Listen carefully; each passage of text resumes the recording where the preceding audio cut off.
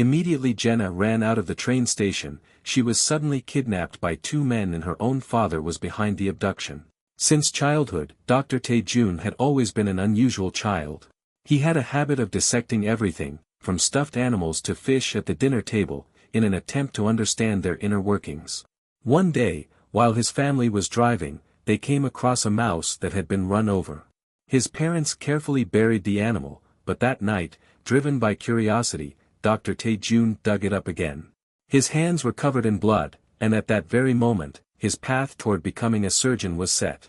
Over the years, Dr. Tae-jun performed numerous surgeries, but he was never able to truly understand people's thoughts and emotions. This left him deeply frustrated. Observing her father's operation, young Yoo Je-i also began imitating him by dissecting her teddy bear. Seeing this, Dr. Tae-jun believed that Yoo Je-i was the one destined to continue his unfinished journey. Meanwhile, Yoo Je-i explained to Seul that everything had been a trap. She also wanted to know the identity of the person who had sent Seul to retrieve the medication. Seul revealed that it was the first person who had ever given him the drugs. Although that person wasn't exactly good, thanks to them, his grades improved, and he was no longer bullied.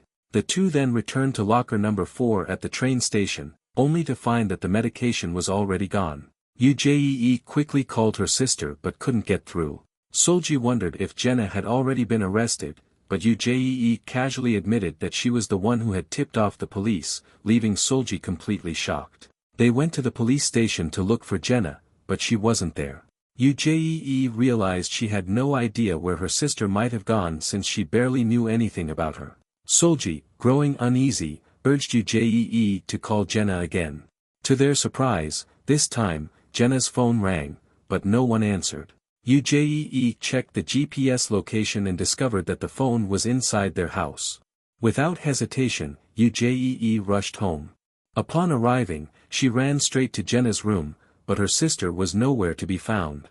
She called again, and the phone rang, this time, from inside her own room. At that moment, her father appeared behind her, startling her.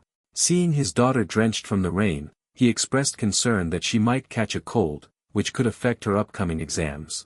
He advised her to take a hot bath and visit the hospital for a checkup the next day. Later, Yoo Je-i checked her secret box and noticed that the phone belonging to Mr. Do-hook had mysteriously disappeared. She also found that the balcony door had been left wide open. Meanwhile, Seul returned home to find multiple missed calls from her senior but chose not to return any of them. The next day, the school held an educational session on drug abuse prevention. During the event, a shocking video surfaced online, one that showed Yoo Je-i threatening Kim Nae. The entire school received notifications about the video, and numerous comments mentioned Yoo Je-i's untouchable status, making it unclear who had leaked it. However, Yoo Je-i seemed pleased. At the same time, the police unexpectedly arrived at the school and released surveillance footage from the train station, revealing an illegal drug transaction that had taken place the previous night. They urged anyone who recognized the girl in the video to come forward. The principal, clearly upset, demanded to know why the police had come unannounced. The officer explained that the tip-off had come from someone inside the school and asked if she knew anything about it. Yoo Je-i then confidently spoke up, revealing that she recognized the girl in the footage. It was Jenna, the daughter of the director of the medical center and Yoo Je-i's own sister.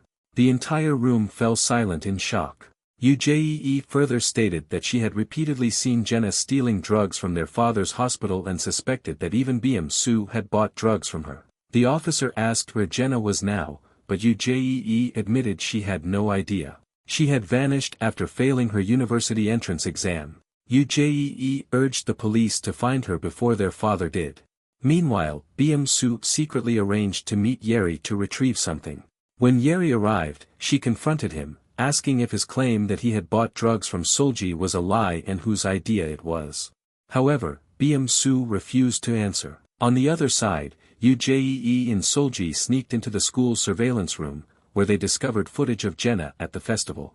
To their surprise, they saw her talking to Choi Kyung, making them curious about their conversation. That night, they decided to follow Choi Kyung to her cram school. Seul called her, asking where she was, to which Choi Kyung replied that she was having dinner with her mother before quickly hanging up.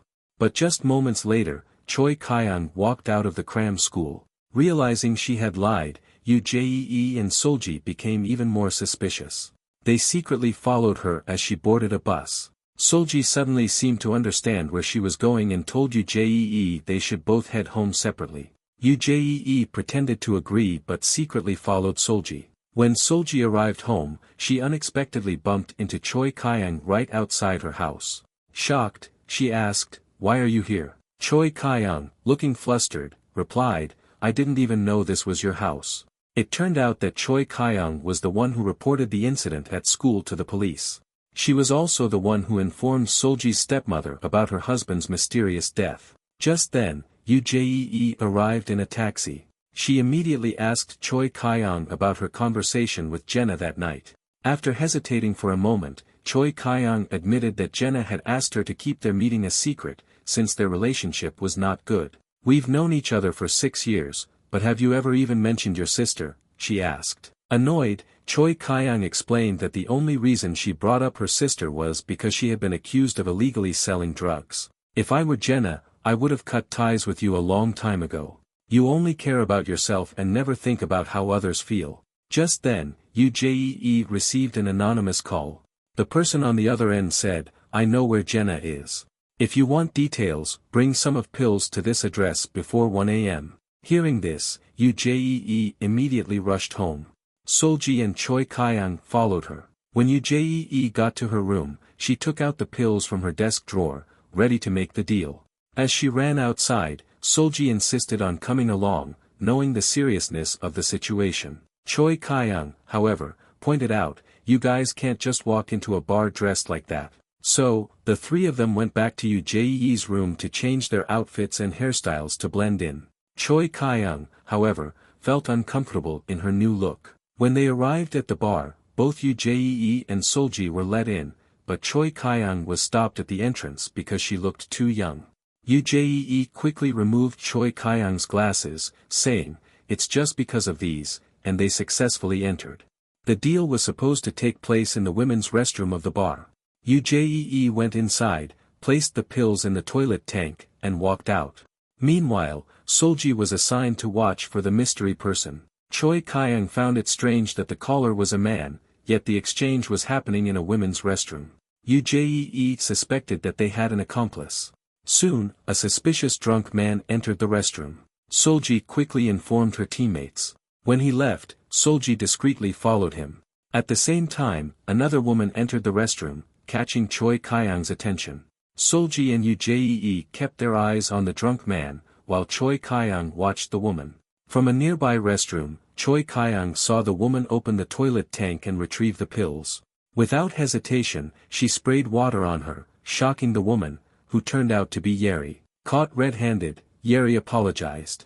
She confessed that she needed the pills to sell for money. Yoo Je-i promised to give her the rest of the pills if she told the whole truth.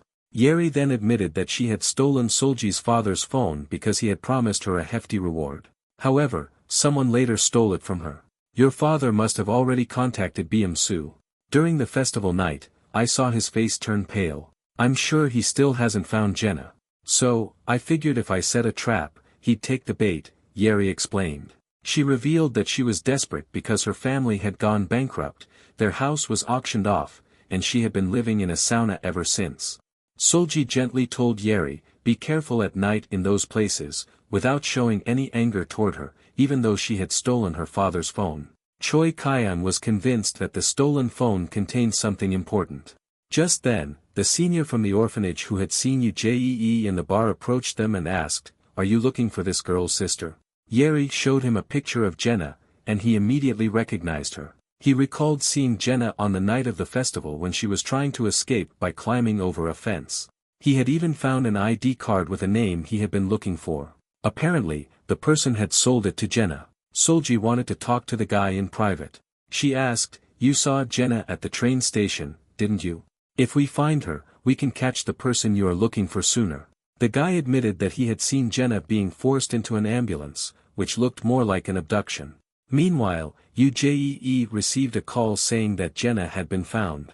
Elsewhere, Dr. Tae-jun refused to allow the police to examine Jenna's body.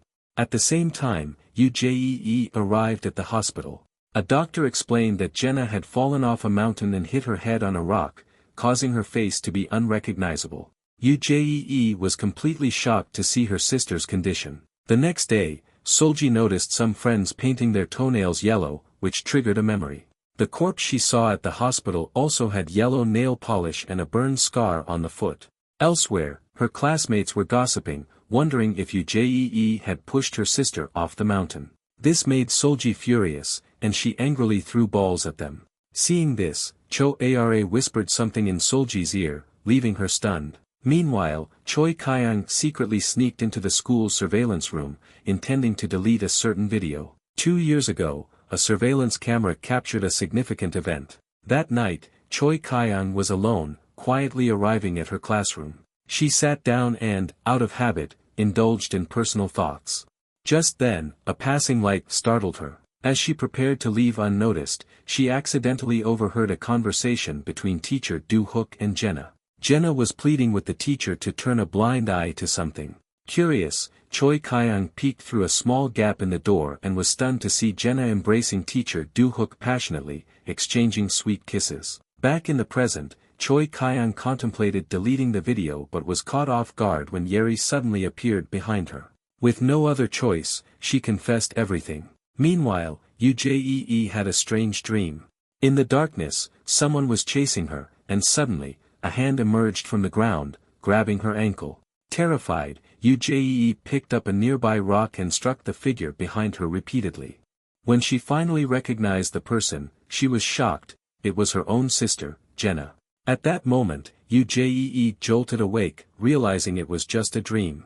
She immediately called Seul over to talk. When Seul arrived, she found Yoo Je-i in Jenna's room. Yoo Je-i revealed everything about their father, a respected teacher who had been secretly involved with one of his students. Then, she whispered to Seul about holding her father's phone. Seul asked if she had looked through it and how she had figured out the password. Yoo Je-i revealed that the password was the date she had gone missing. However, she had already lost the phone, assuming Jenna had taken it. Seul, thinking Yoo Je-i was lying, started searching everywhere for it. In a moment of desperation, Yoo Je-i clung to Seul and recalled a childhood story their father had once told them, a tale of an elder brother who killed his younger sibling out of jealousy. Yoo Je-i admitted that she had always feared Jenna might try to kill her, but in her dream, she had crushed Jenna's head, and strangely, she felt at ease. Deep down, she wished Jenna would be arrested, believing it was the only way for everyone to live in peace. Seul reassured Yoo Je-i that none of this was her fault. Yoo Je-i also doubted that Jenna would have taken her own life. What if their father had been involved? Meanwhile, Seul had received information from a senior that the missing girl had been selling drugs to Jenna. When she tried to contact her, she couldn't get through. Then, Seul suddenly recalled something. The body she saw at the hospital and Jenna's corpse both had yellow-painted toenails and a large burned scar on the foot. Jenna's face was too damaged to confirm her identity, so she started questioning whether it was really her. Seul checked the missing girl's social media and found a photo of her at a rehabilitation center. Without wasting time, she went to the facility and knocked on every door but didn't find her. A staff member mentioned that a girl with a burned scar on her foot had stayed there but had been released after improving. It was said that she had returned to her old exam prep dormitory. Meanwhile, Choi Kyung and Yoo Je-i visited a laboratory based on a tip from Bum-soo. They discovered that Jenna had hidden something there. After searching for a while, Yoo Je-i found a suspicious nameplate belonging to Dr. Tae-jun. She pried it open and found a key along with an address and the room number, 209. That night, Seul went to the missing girl's old dorm, room 208. The landlord informed her that she had been missing for a month, hadn't paid rent, and hadn't been seen entering or leaving the room. Concerned, he had opened the door to check but found nothing. Since she had no family, he had reported it to the police. Seul offered to pay the rent for her, but the landlord revealed that a thug claiming to be her brother had already settled the rent and cleared her debts at local stores. As Seul was leaving, she unexpectedly ran into Yoo Je-i and Choi Kyung. The three of them then proceeded to room 209 using the key they had found. It turned out to be the place where Jenna had been secretly living. The room was covered with mathematical formulas and equations.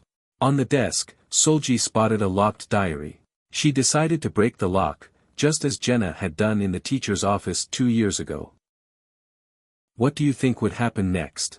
Comment and don't forget to like and subscribe for the next video.